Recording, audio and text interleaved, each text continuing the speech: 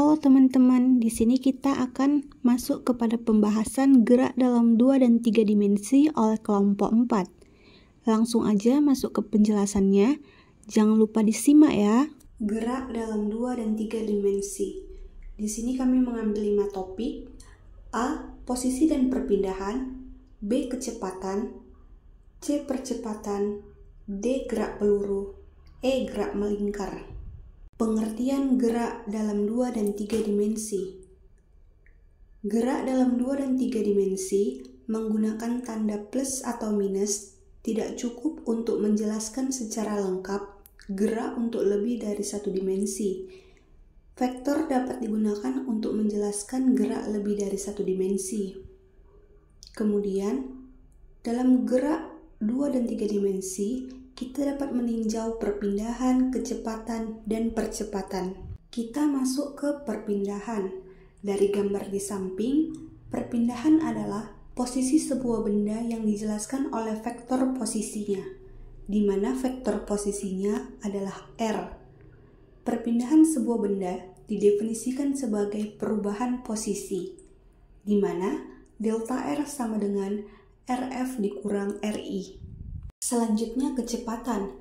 Kecepatan rata-rata adalah perbandingan antara perpindahan dengan selang waktu dari perpindahan tersebut. Dirumuskan sebagai V sama dengan delta R per delta T. Kecepatan sesaat adalah limit dari kecepatan rata-rata di mana selang waktunya menuju 0. Arah dari kecepatan sesaat adalah sepanjang garis yang menyinggung kurva lintasan benda dan searah dengan gerak. Rumusnya adalah V sama dengan limit delta T mendekati 0, delta R per delta T. Kemudian percepatan. Percepatan rata-rata adalah sebagai perbandingan perubahan kecepatan terhadap selang waktu, ataupun laju perubahan kecepatan, di mana percepatan adalah delta V per delta T. Percepatan sesaat adalah limit dari percepatan rata-rata dengan selang waktu rata dengan selang waktu menuju 0, di mana percepatan sama dengan limit delta T menuju 0, delta V per delta T. Kita masuk ke contoh gerak 2 dimensi. Contohnya yaitu gerak peluru, di mana gerak peluru merupakan sebuah benda yang bergerak dalam arah X dan Y secara bersamaan ataupun dalam 2 dimensi. Bentuk gerak dalam 2 dimensi tersebut kita sepakati dengan nama gerak peluru. Secara sederhana, kita abaikan gesekan pada udara, kemudian kita abaikan rotasi pada bumi. Dengan asumsi berikut, sebuah benda dalam gerak peluru akan memiliki lintasan berbentuk parabola. Terdapat catatan pada gerak peluru, di mana ketika benda dilepaskan, hanya gaya gravitasi yang menarik benda, mirip seperti gerak ke atas dan ke bawah.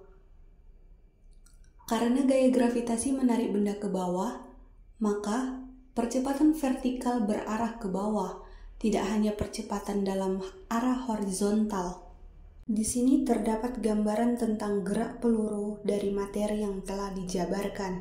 Kemudian kita masuk ke aturan gerak peluru. Yang pertama, pilih kerangka koordinat, di mana Y ke arah vertikal. Yang kedua, komponen X dan Y dari gerak dapat ditangani secara terpisah. Yang ketiga, kecepatan termasuk kecepatan awal dapat dipecahkan ke dalam komponen X dan Y. Yang keempat, gerak dalam arah X adalah GLB, di mana AX sama dengan 0. Yang kelima, gerak dalam arah Y adalah gerak jauh bebas ataupun GLBB, di mana nilai mutlak dari AY sama dengan G.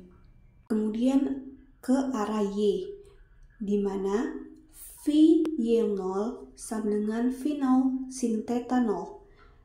Kita ambil arah positif ke atas, di mana problem jatuh bebas, kemudian gerak dengan percepatan konstan, persamaan gerak telah diberikan di awal. Kemudian di sini ada kecepatan dari peluru ataupun benda. Kecepatan peluru atau benda pada setiap titik dari geraknya adalah penjumlahan vektor dari komponen X dan Y pada titik-titik tersebut. di mana V sama dengan akar V kuadrat X ditambah V kuadrat Y, ataupun theta sama dengan tan pangkat min 1 VY per VX. Contoh gerak peluru. Gambar di bawah ini menunjukkan sebuah benda yang dapat ditembakkan secara horizontal, kemudian kecepatan awal semuanya mengarah pada X, di mana V0 sama dengan Vx dan Vy sama dengan 0. Semua aturan tentang gerak peluru dapat diterapkan. Kemudian kita masuk gerak melingkar. Dalam koordinat polar, posisi gerak melingkar terdapat pada vektor R sama dengan R. Kecepatan gerak melingkar terdapat pada Vt sama dengan omega t dikali R theta. Percepatan gerak melingkar, vektor At sama dengan vektor A sentripetal ditambah vektor A tangensial sama dengan omega kuadrat Tr dikurang R ditambah alpha R theta, di mana panjang busur sama dengan St sama dengan theta dikali R. Selanjutnya kita akan membahas tentang percepatan sentripetal, di mana sebuah benda yang bergerak melingkar, meskipun bergerak dengan laju yang konstan, akan memiliki percepatan karena kecepatannya atau arahnya berbeda ataupun berubah. Percepatan ini disebut dengan percepatan sentripetal. Percepatan ini berarah kepada pusat gerak. Kemudian kita akan membahas tentang percepatan total. Apa yang terjadi apabila kecepatan-kecepatan linear ini berubah? Dua komponen percepatan, di mana komponen sentripetal dari percepatan bergantung pada perubahan arah komponen tangensial dari percepatan bergantung pada perubahan kecepatan ataupun perubahan laju. Percepatan total dapat dirumuskan dari komponen A sama dengan akar A kuadrat T ditambah akar A kuadrat C.